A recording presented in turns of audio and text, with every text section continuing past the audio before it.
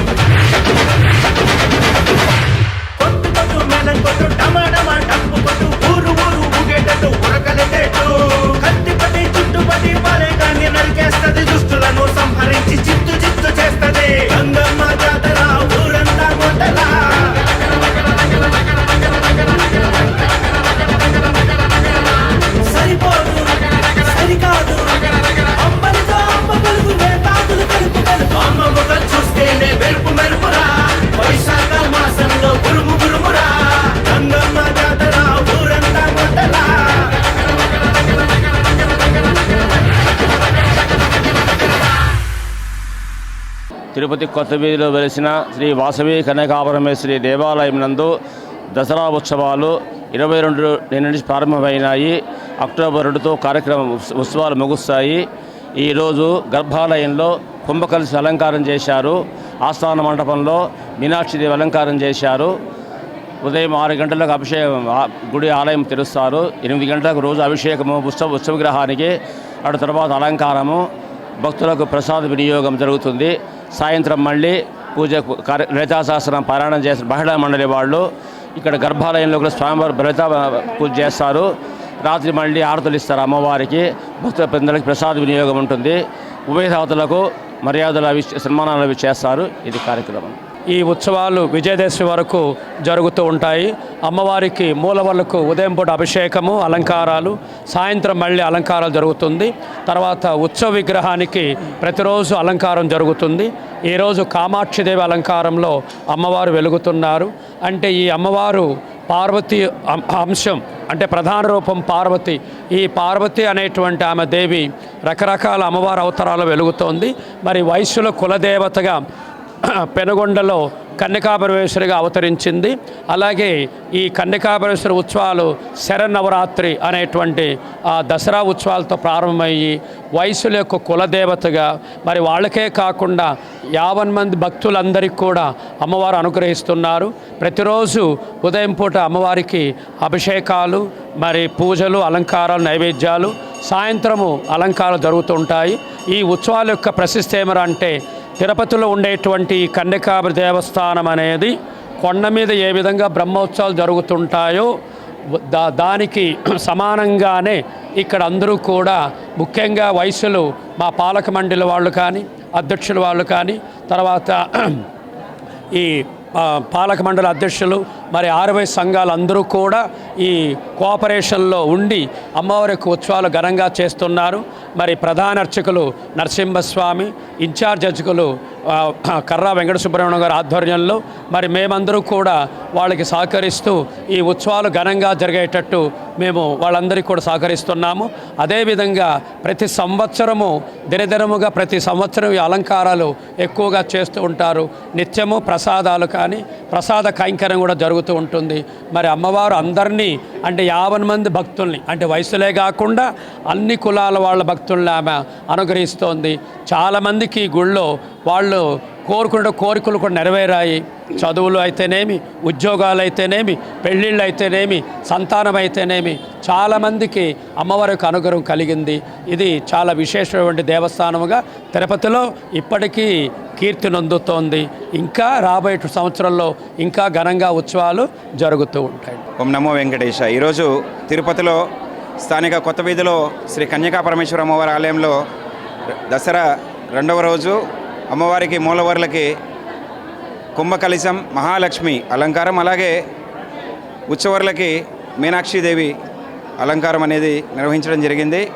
ఉదయం కార్యక్రమంలో భాగంగా అమ్మవారికి పంచామృతాభిషేకం, ప్రసాద నివేదన, సాయంకాలం పూజల్లో భాగంగా వాసవి ఉమెన్స్ అసోసియేషన్ చే లలితా సహస్రనామ పారాయణం, అలాగే ఉభయదారులని ఆలయానికి తీసుకురావడం, హారతులు, అలాగే ఉభయదారులకు మర్యాద అనేది చేయడం జరుగుతుంది. అలంకారాలు చాలా అద్భుతంగా వస్తున్నాయనేది మాకు సంతృప్తిగా ఉంది.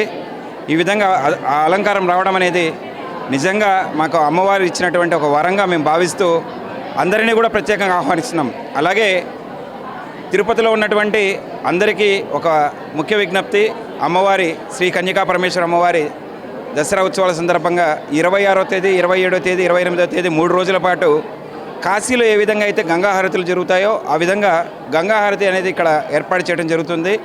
భక్తులందరూ కూడా ఈ కార్యక్రమాన్ని వీక్షించి తరించవలసిందిగా పేరు పేరున శ్రీ కన్యకాపరమేశ్వరి ఆలయ పాలక మండలి ఉత్సవ కమిటీ మరియు ఆర్యవైశ్య యువజన సంఘం నుంచి ప్రత్యేకంగా ఆహ్వానాన్ని తెలియజేస్తున్నాం.